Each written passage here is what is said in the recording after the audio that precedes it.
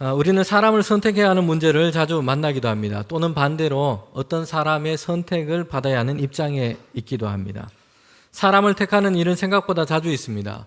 5년마다 대통령 선거합니다. 4년에 한 번은 국회의원 선거를 하기도 합니다.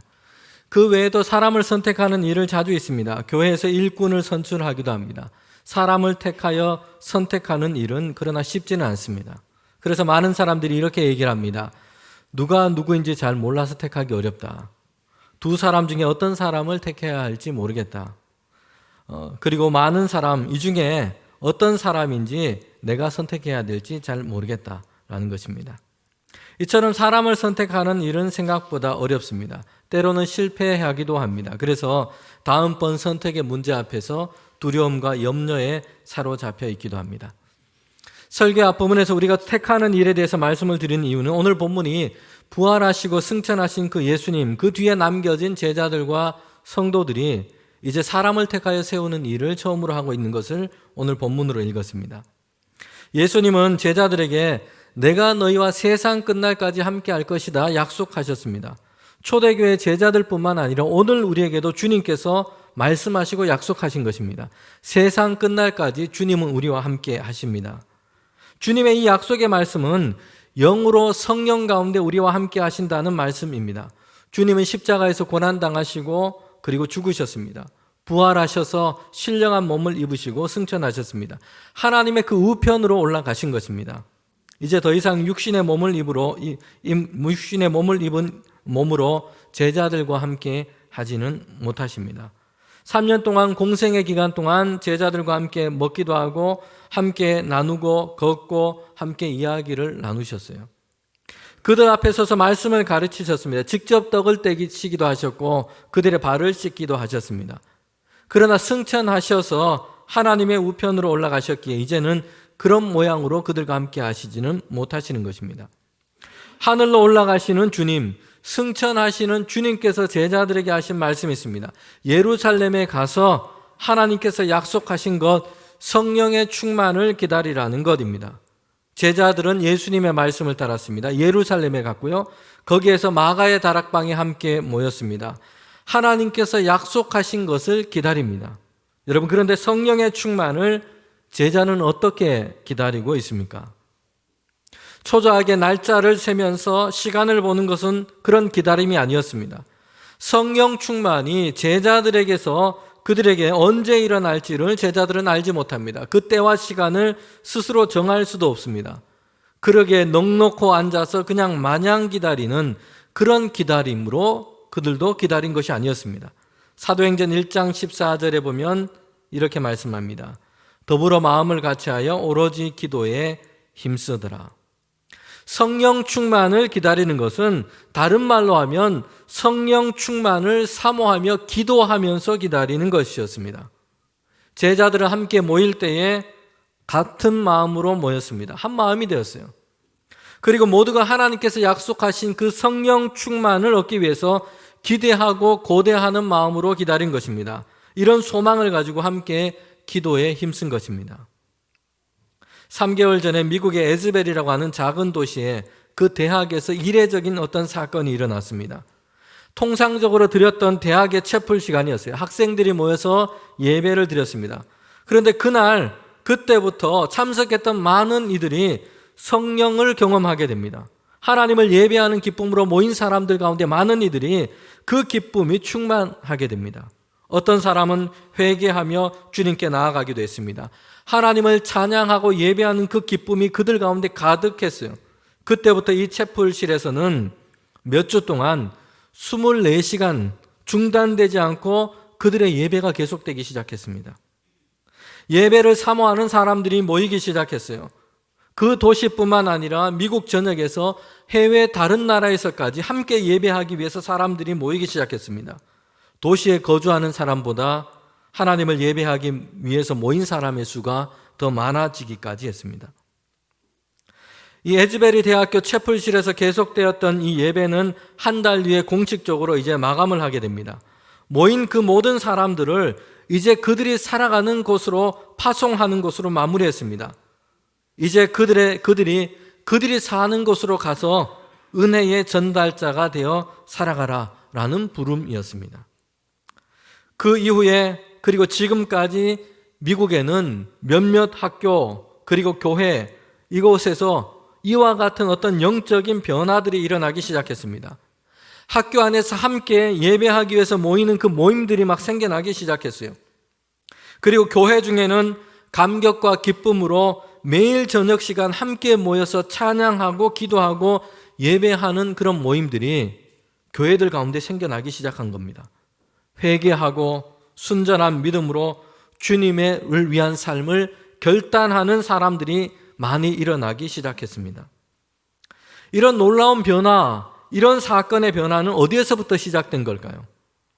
물론 하나님께서 그들 가운데 성령을 주셔서 선물로 주셔서 하나님께서 행하신 일이었습니다. 그런데 거기에는 하나님을 향한 배고픔, 하나님을 향한 갈망을 가진 사람들이 거기에 있었던 것입니다. 오늘 교회와 성도들에게는 어떤 배고픔, 어떤 갈망을 가지고 있습니까? 성공과 재물과 자기 명예에 대한 배고픔을 채우고자 하나님을 찾는 경우들도 많습니다. 그러나 교회에는 하나님을 향한 배고픔, 하나님을 알아가고 하나님을 경험하기를 원하는 이런 갈망을 가진 사람들이 많아야 합니다. 성도 여러분, 지나간 과거의 일, 과거의 경험이 아니라 오늘에도 하나님을 경험하기를 갈망하십시오. 성령이 우리 안에, 우리 교회 안에, 내 자신 안에, 우리 가정 안에 충만하게 역사하기를 배고파 하시기를 원합니다. 여러분, 배고픔, 예배 시간은 하나님의 은혜를 얻기 위해서 그 배고픔으로 나오는 것입니다. 성도는 하나님을 경험하기 위해서 날마다 배고파하는 사람인 것입니다. 배고픔 얘기하니까 우리 예배 후에 국수 먹을 생각 갑자기 하실 것 같은데, 예배는 하나님의 은혜를 배고파하는 것입니다. 그 마음으로 이곳에 오신 겁니다. 기름을 먹은 종이나 나무에는 불꽃이 떨어지는 순간 불을 붙습니다. 불길이 활활 타오르게 되는 것입니다. 그러나 물에 젖은 장작은 불이 잘 붙지 않습니다. 연기만 일으키고 사람들의 눈과 코를 따갑게 만듭니다. 하나님을 향한 갈망, 하나님과 성령의 충만에 대한 이 배고픔을 가진 이들이 있어야 합니다. 물론 그들 스스로가 불을 가지고 있거나 불을 일으키지는 못합니다. 그러나 기름을 얹은 장작과 같은 사람들이 있습니다. 그들에게는 하나님의 불이 떨어지고, 하나님의 불이 떨어지는 순간 그들은 지체 없이 타오르게 될 것입니다. 교회와 시대와 새로운 변화를 이루어가는 그런 자들이 될 것입니다. 여러분, 이것이 사도행전이 오늘 우리에게 말씀해 주고 있는 이야기입니다. 사도들을 통하여 성령이 역사하는 이야기를 얘기해 주고 있는 것입니다. 제자들과 성도들은 이제 예루살렘은 물론 유대와 사마리아와 땅끝까지 이를 예수님의 증인이 되라고 부름을 받았습니다. 예수님을 통해 하나님께서 이루신 그 구원하심, 그 은혜의 복음을 증거하기 위해서 그들을 부르신 것입니다. 제자와 성도들에게 주신 사명은 이것 한 가지였습니다. 주님의 증인이 되고, 그래서 성령의 충만함을 받아서 이것이 권능이 되어서 주님의 증인으로 살아가는 것입니다. 다른 방법 여러 가지 중에 한 가지가 아니에요. 선택할 수 있는 여러 길 중에 한 가지가 아닌 것입니다. 오직 이것을 통해서 이루어질 수 있다고 말씀한 것입니다. 오직 성령의 충만함과 그 권능을 통해서 가능하다고 말씀한 겁니다. 여러분, 그래서 제자들과 성도들은 함께 모일 때에 이것을 위해서 기도한 것입니다. 한 마음이 되어서 함께 기도를 했어요. 오직 성령의 충만함을 간구한 것입니다. 마가의 다락방에 모인 제자들과 성도들은 함께 모여서 전심으로 기도했습니다. 열흘 정도 기간이 지난 뒤에 그 기도 기간 중에 오순절에 성령의 역사가 제자들과 성도들에게 강하게 임하게 된 겁니다. 이 사건을 통해서 사도행전이 말씀하는 이 복음과 교회의 새로운 역사가 시작된 겁니다. 성도 여러분, 여기에는 열심히 기도했다, 뜨겁게 기도했다, 오랜 시간 기도했다, 사실 이거 중요합니다. 우리는 기도하는 일에 게으르고 나태할 때가 많습니다. 기도하기보다는 다른 방법, 다른 일을 먼저 찾기도 합니다. 제자들과 처음 성도들은 한 마음이 되어서 기도에 전념했습니다. 열심히 기도했고 뜨겁게 기도했고 그들은 많은 시간 기도했습니다. 그런데 우리는 여기서 우리가 주목해야 할 더 중요한 것이 있습니다. 어떻게 기도했는가 보다 더 중요한 것은 그들이 무엇을 위해 기도했느냐 하는 것입니다. 기도의 문제에 있어서 이건 매우 중요합니다. 무엇을 위해 기도하고 있는가 하는 것입니다. 마가의 다락방에 제자들과 성도들은 열심히 기도했습니다. 뜨겁게 기도했어요. 많은 시간 기도했습니다. 그런데 그들은 하나님의 역사가 이루어지기를 기도했습니다. 성령의 은혜와 이끄심을 구하며 기도했습니다. 사랑하는 성도 여러분, 오늘 우리는 우리 자신들과 교회와 우리의 삶의 자리와 이 시대 가운데 새로운 하나님이 주시는 부흥을 경험하기를 원합니다. 지역과 세대와 다음 세대 가운데 우리 자신들이 그리고 교회를 통해서 하나님 예수 그리스도의 복음이 증거되기를 원합니다. 그렇다면 모여서 그리고 흩어져서 한 마음으로 함께 기도해야 합니다. 오직 성령의 충만함과 그 은혜가 우리 가운데 있기를 기도해야 합니다. 여러분, 제자들과 처음 성도들이 함께 모였습니다. 그 모인 수는 120명이었어요. 성령을 기다리며 한 마음이 돼서 함께 기도하고 있습니다. 그러던 중에 제자 이 베드로에게 하나님께서 열어주시는 생각과 마음이 있습니다.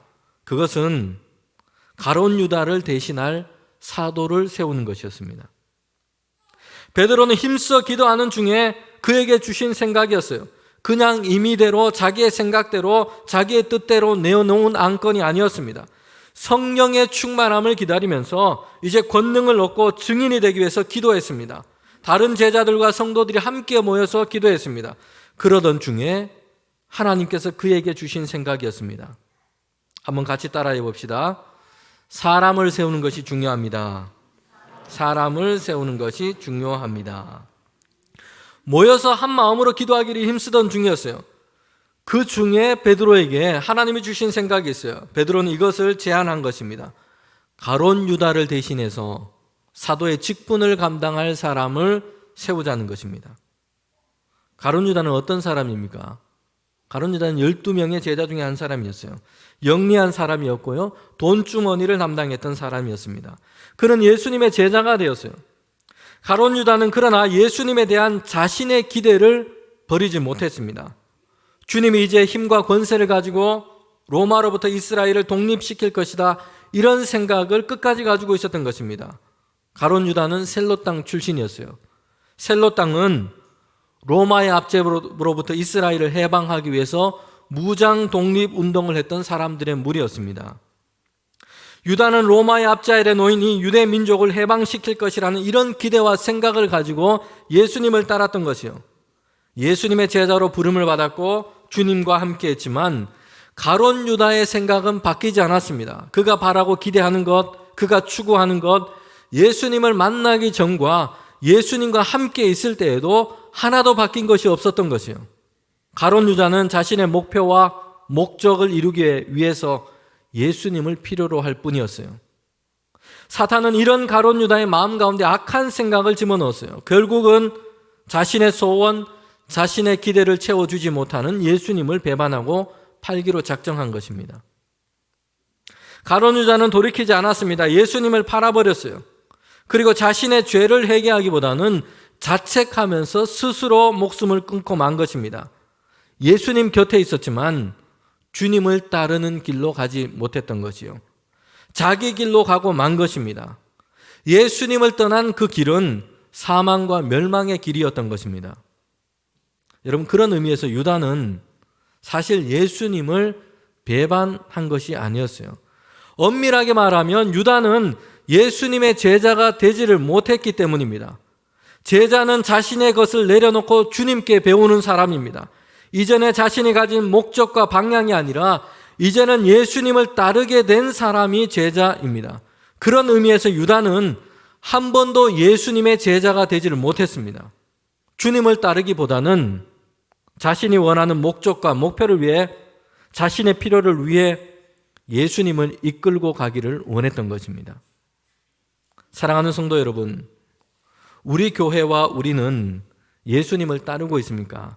아니면 우리의 필요를 따라서 예수님을 이끌고 가기를 지금 원하고 있을 뿐입니까? 우리의 목적과 가치 그리고 목표가 예수님을 향해 있습니까? 아니면 나의 유익을 위한 목적과 목표를 위해서 예수님을 그냥 필요로 하고 있지 않습니까? 예수님을 따르는 이런 근본적인 변화, 전환이 없다면 기독교라는 종교를 가진 종교인일 수는 있지만 그러나 예수님을 믿고 따르는 신자는 아직 아닌 것입니다. 제자와 성도들이 함께 성령 충만을 기다리며 기도하던 중이었어요. 아직 그들 가운데는 성령의 강한 임재와 충만의 사건은 일어나지 않았습니다.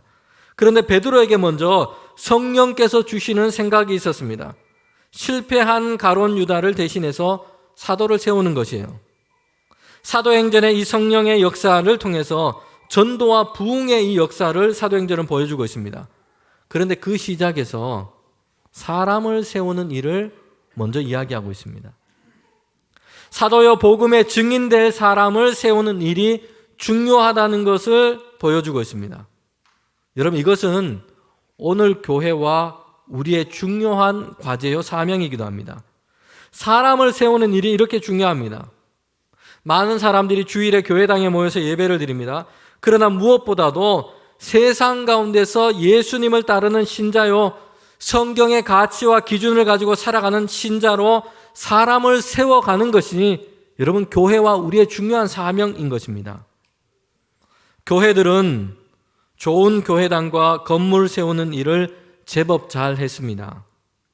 그러나 세상 속에서 정직하고 신실한 믿음으로 살아가는 이 신자를 세우는 일에는 성공하지 못한 부분이 많이 있습니다. 그래서 오늘 교회들은 어려움을 겪고 있습니다.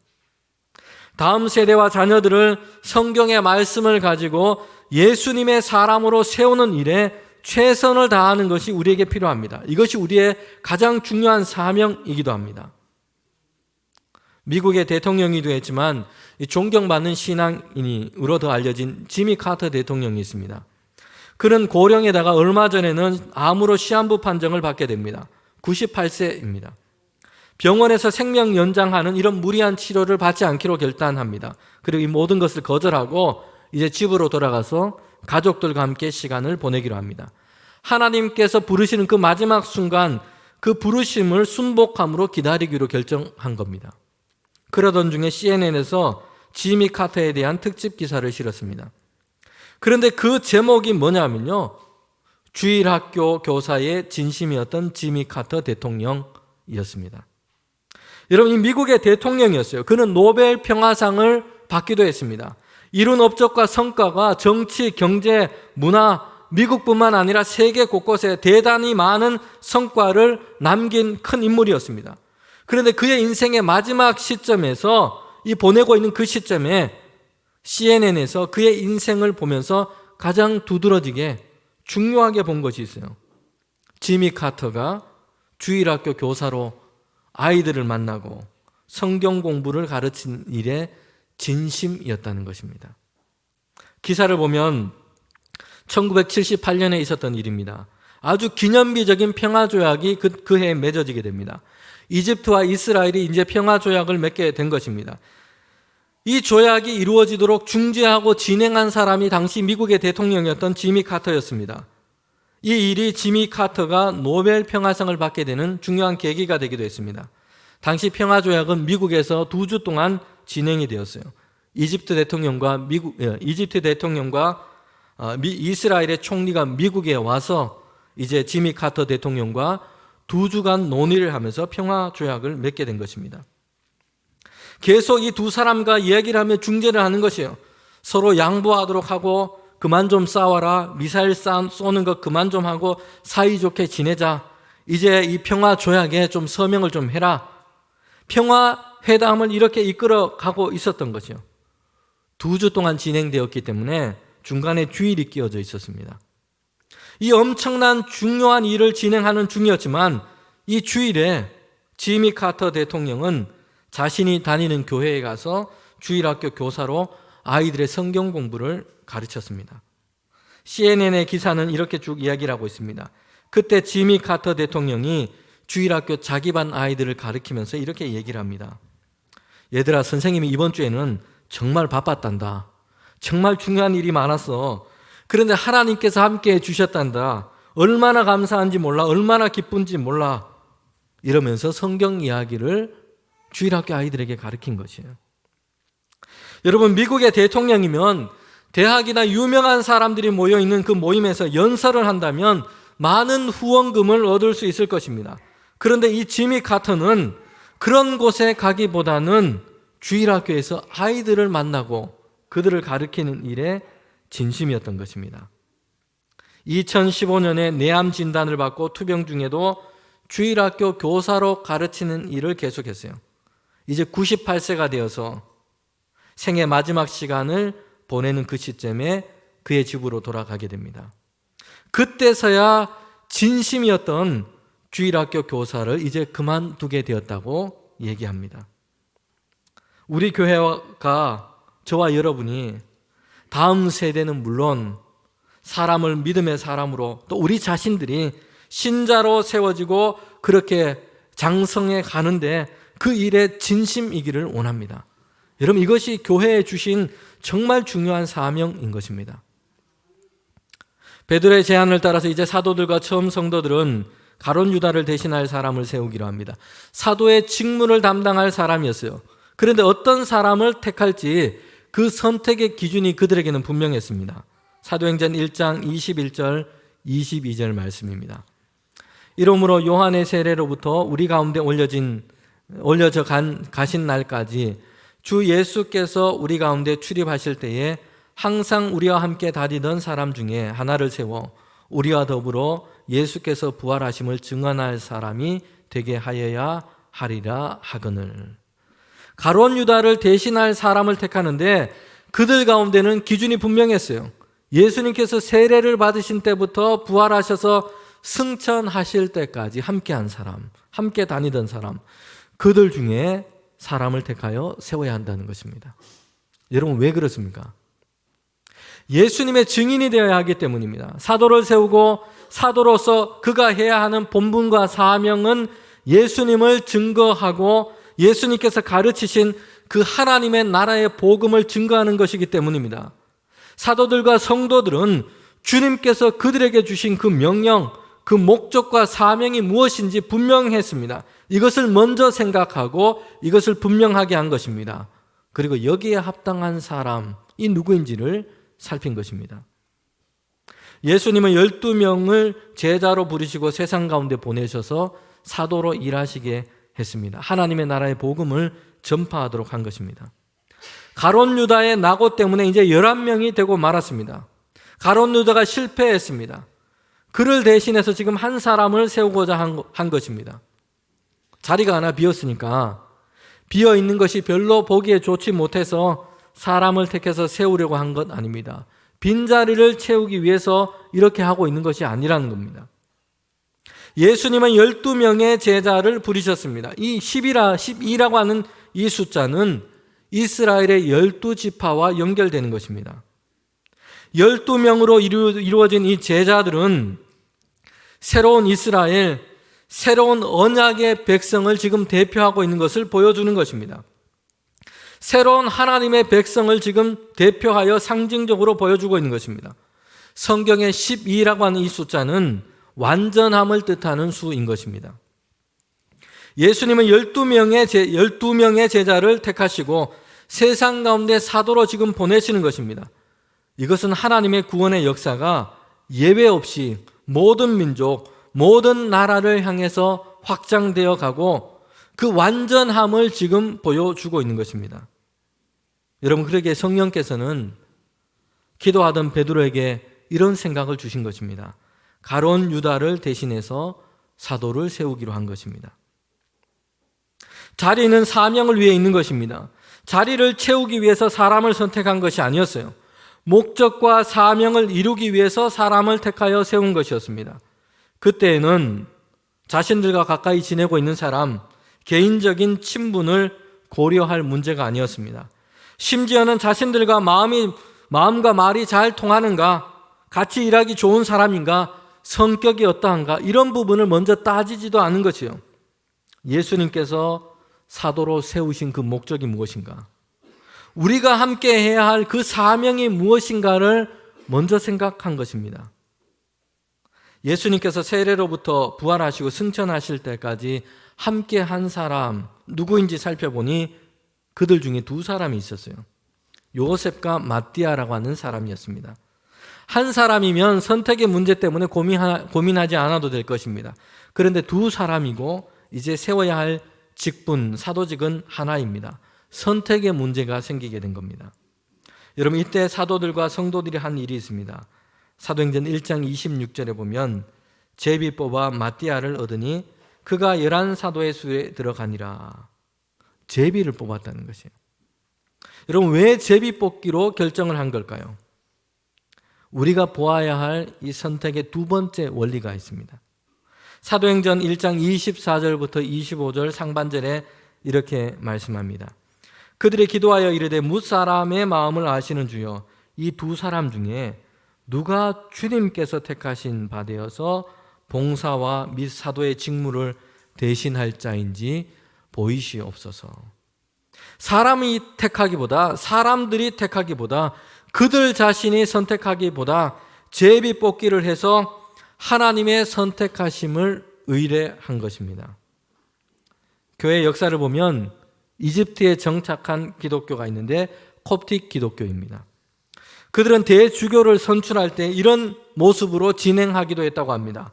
대주교이니까 교회를 전체를 대표하는 아주 중요한 사람을 선출하는 것입니다. 그런데 어린 아이를 한 명 세워서 후보자들 중에 제비 뽑기를 해서 대주교를 결정하기도 했다는 것입니다. 단순히 어린 아이의 선택에 맡기는 문제가 아니었어요. 이해관계나 다른 생각 없이 어린 아이가 제비 뽑기를 합니다.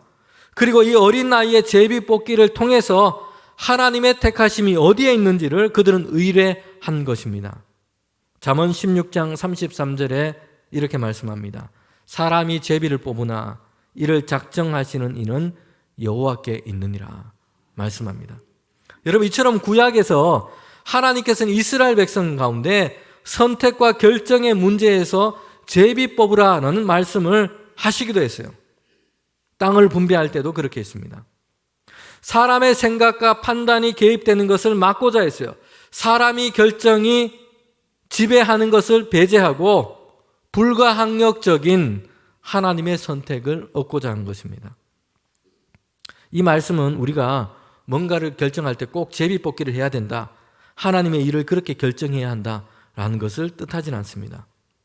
그 방법이 쓰실 수도 있지만 그 방법을 우리는 잘못 사용할 수도 있어요. 절차가 귀찮아서, 호기심 삼아서, 재미 삼아서 제비 뽑기 합시다 한다면 하나님의 뜻과는 전혀 다른 결과를 가져오게 될 것입니다. 사도들과 처음 성도들은 두 사람을 놓고 제비 뽑기를 했습니다. 그들이 제비 뽑기를 한 것은 자신들이 이제 결정하지 않겠다는 것이에요.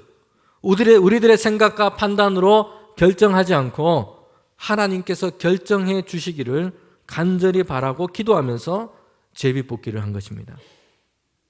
후보가 두 사람이에요. 요셉과 마띠아죠. 그런데 성경을 보면 요셉이라고 하는 이 사람에는 다른 이름과 별명이 지금 붙여서 설명하고 있습니다. 두 가지 경우가 있어요. 요셉이라는 이름이 그 당시 워낙 흔했기 때문에 이 사람에 대한 설명을 덧붙인 것입니다. 또 두 번째는 요셉이라는 사람이 그들 가운데 나름 유력했던 사람으로도 짐작할 수 있어요.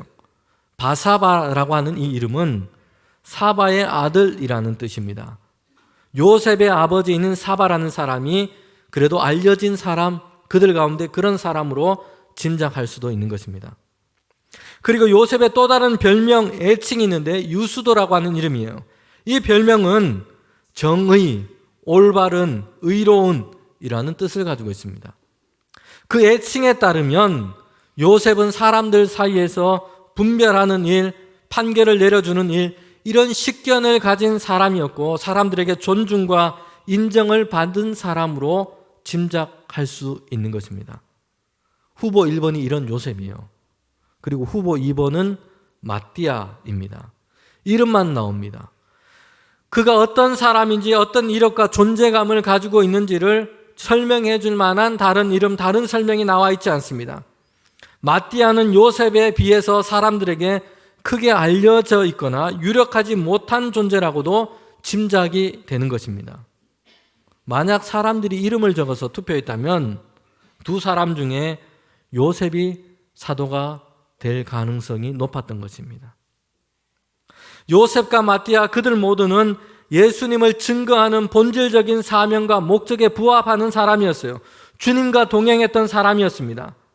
사도들과 성도들은 자신의 관점과 판단을 앞세우기보다는 하나님의 결정과 선택하심을 의뢰하기로 한 것입니다. 주님, 이 두 사람 중에 주님이 선택해 주십시오 라고 기도하고 제비뽑기를 한 것입니다.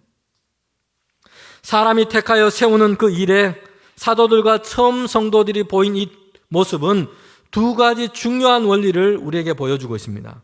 여러분, 이것은 우리가 이 땅에서 우리가 삶을 살아갈 때에 중요한 선택의 문제 앞에서 적용될 수 있는 원리입니다. 우리는 함께 일할 사람을 선택할 때도 있습니다. 직업을 선택할 때도 있고요. 배우자를 택하기도 합니다. 진학할 학교나 회사를 선택하기도 합니다. 이 선택의 문제 앞에서 우리는 어떻게 해야 하는지 그 원리를 보여주고 있습니다. 하나님께서 우리에게 주신 삶의 목적이 무엇인지를 먼저 생각해야 합니다.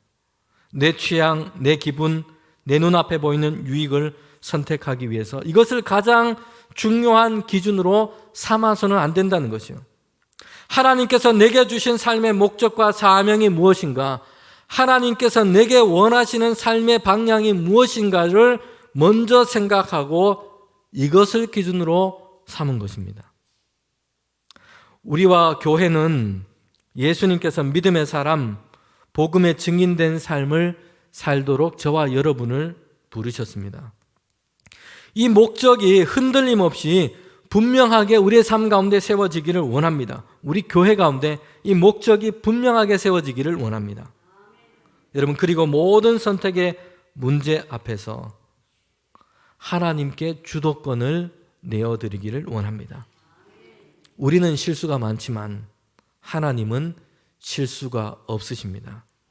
날마다 주님께서 우리의 삶의 문제 가운데 간섭하시고 하나님께 우리의 선택의 문제를 하나님께 그 주도권을 내어드릴 때에 실수가 없으신 하나님께서 우리를 선한 길로 인도하여 주실 줄 믿습니다.